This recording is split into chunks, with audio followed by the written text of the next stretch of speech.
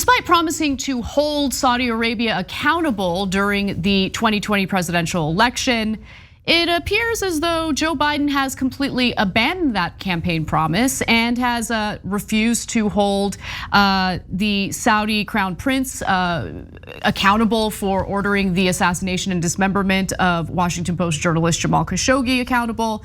And now we're getting a better sense of why that is. Turns out that the Biden administration is littered with various individuals who actually have pretty close ties to the UAE and particularly Saudi Arabia.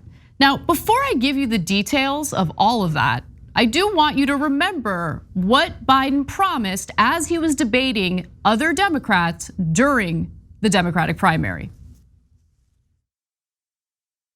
Khashoggi was in fact murdered and dismembered, and I believe in the order of the Crown Prince. And I would make it very clear, we were not going to, in fact, sell more weapons to them. We were going to, in fact, make them pay the price and make them, in fact, the pariah that they are. There's very little social redeeming value in the present government in Saudi Arabia. And I would also, as pointed out, I would end the subsidies that we have, end the sale of material to the Saudis, who they're going in and murdering children and they're murdering innocent people. And so they have to be held accountable. Now, Biden ordered an investigation into the assassination of Jamal Khashoggi, and that investigation definitively found that the Saudi crown prince, Mohammed bin Salman, did in fact order for that assassination. But did he hold him accountable? No.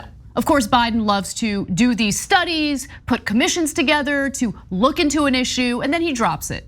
Now, why is that? Well, it turns out at least 28, literally dozens of top Biden officials, some of whom have a great deal of influence over him, came into the administration by way of groups that have been funded by, work directly with, or have financial relationships to Saudi Arabia, the UAE, or both. For instance, Lloyd Austin, the Secretary of Defense, pretty important position, no?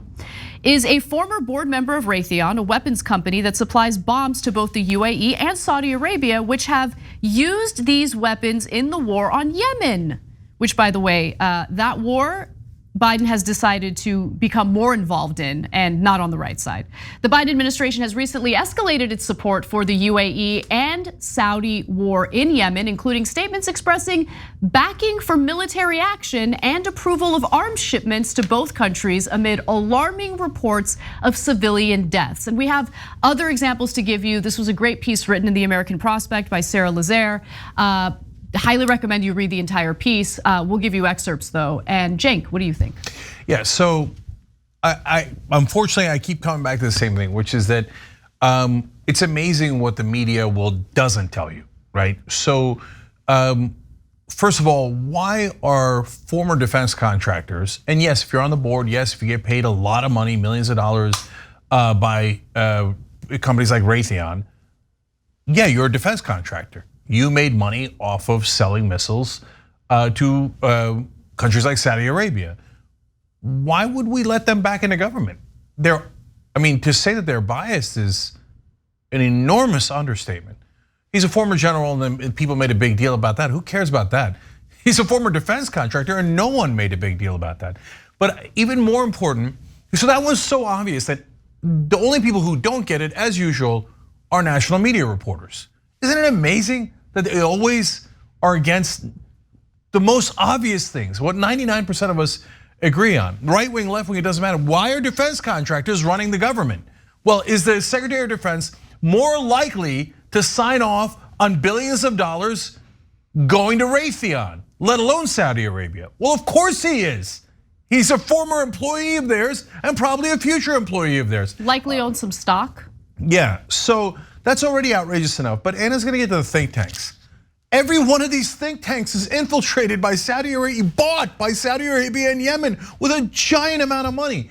And yet every media organization, from CNN to New York Times, quotes those think tanks as if they're neutral and objective 100%. And experts. 100%. No, they've been bought by these murderous regimes, yet there's no mention of it at all. Let alone all of the people in the Biden administration that have gotten funding from those same think tanks. And now, funny enough, supports Saudi Arabia's war, horrible, disastrous war in Yemen. And I'm not the only one who said it was a terrible, immoral war. Joe Biden said it. That's right. And then when you're not paying attention because the media never told you, he then puts all of their buddies into his own government and helps them. So God bless the American Prospect for doing an amazing job with this story. They did, and look, just quick comment on the think tanks. Look, I think journalists realized, oh, maybe printing statements from lobbyists is not the way to go. And then they end up just printing statements from various figures within these think tanks as if they're not getting funded by the same lobbyists, oftentimes from foreign lobbyists, which is the case here. Now, let me give you other examples. By the way, in regard to the Yemen war, January 2022 was the most violent month in the Saudi-led war in Yemen in more than 5 years, and that's under Biden's watch. This is according to a war monitor group known as the Yemen Data Project. Now, one organization that provided brain power to the top echelons of the administration is the Center for Strategic and International Studies, a policy research think tank. CSIS receives funding from the UAE according to its website, and it also takes money from Saudi Arabia via Saudi Aramco, the oil company that is majority owned by the Saudi monarchy. So what are these homies up to? Well, Kathleen Hicks, Biden's Deputy Secretary of Defense, was hired directly out of CSIS, where she served as vice president and program director. She's not the only one though. Melissa Dalton, an assistant secretary at the Pentagon, also came from CSIS, where she was in the role of senior fellow and deputy director. And then on February 7th, Andrew Hunter, a CSIS alum, took on the role of assistant secretary of the Air Force, where he is responsible for weapons acquisitions, contracts, and logistics. So the corruption is within the administration, okay? I mean, who needs the lobbyists when honestly, the people who were bought by the lobbyists in the first place are now baked into the Biden administration. That is what is fueling his foreign policy decision, specifically in regard to anything involving Saudi Arabia, including the war in Yemen. In December of 2021, the think tank published a report on the Yemen war that called for increased US support for Saudi Arabia, of course. The report refers to the Yemeni rebel group and Saudi opponents, the Houthis, as a terrorist group, an official Trump-era designation that the Biden administration had actually backed off of, but is considering reinstating. I wonder why. Of course they are. Yeah. Well, they wrote a report supporting the Saudi government after literally being paid by the Saudi government. And yet, media figures quote those reports and don't tell you that they were literally funded by the company that the report says is just so grand. Oh, they murdered all those people in Yemen. Oh, well, that was just a smashing good job of doing that. Speaking of murder, let me get you two numbers. But before I do, actually, let me give you important context too. Look, we've been telling you that Biden's actually done a pretty good job on foreign policy. We like the withdrawal from Afghanistan. Yes, it was messy, but it was necessary and it was brave. I think he's done a good job balancing our interest in Ukraine and going after Russia without getting us into World War III. So we give you that context.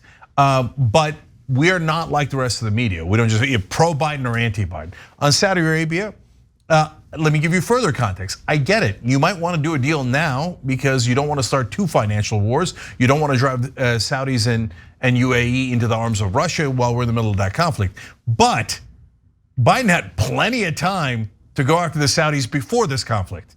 And he'll have plenty of time after this conflict. Will he ever do it? No way. No way. He just showed you he's housed, his entire, not his entire staff, obviously, but a huge part of his staff by people who got rich off of Saudi money. And they're showing it in their actions. Yep. Now, the two devastating death tolls.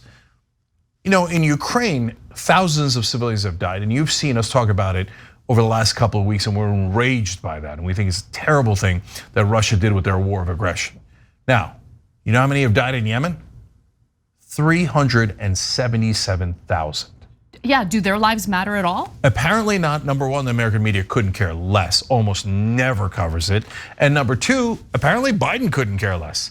So when it's Europeans, and Christians in Ukraine, and there's a lot of extenuating circumstances, I understand. There's a ton of context that makes it apples and oranges. But at the same time, they're European, they're Christian, everybody's looking at every death, including us, right? Yemen, 377,000 dead, and Biden isn't doing a thing about it. But said, hey, we got to get cheap oil from Saudi Arabia, so those several 100,000 deaths, not so important. How about the recent deaths from the Saudi government? The Saudis just had the largest mass execution even in their history. Yep. And that's a long, bloody history. By the way, we have a long, bloody history too. But they are Muslim fundamentalists. They are, honestly, their penal code is not very different at all than ISIS. I'm keeping it real.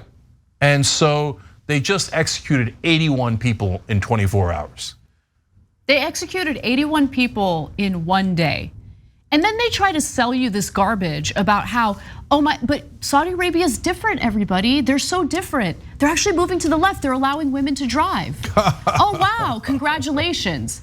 Have nothing against women driving. Obviously, I want them to have that right. But don't allow that propaganda to convince you that Saudi Arabia is somehow some wonderful democratic place where people are treated fairly. They're still doing mass executions based on religion. I mean, there have been some articles published recently that just take the propaganda at face value and print it. Don't believe it, okay? Be skeptical of these claims, especially when, look, you can judge by actions. You can judge by the way civilians are being slaughtered in Yemen. I wanna give you one more example, or a few more to be honest. So one other example is Elin Goldberg. So in 2017, Elin Goldberg, then director of CNAS's Middle East Security Program, advocated in favor of the arms sale, telling the Washington Post that they have a neutral continuation of a critical defense relationship. This past December, guess what? Goldberg was appointed by Biden to serve as an acting assistant secretary of defense. So when we make arguments about how substantive issues seem to have quite a bit of agreement on both sides of the aisle, this is what we're referring to. This is the kind of stuff that you would expect from the Trump administration. But I think it would be a mistake to assume that it's just something that a Republican administration would be supportive of, when in reality, proof is in the pudding.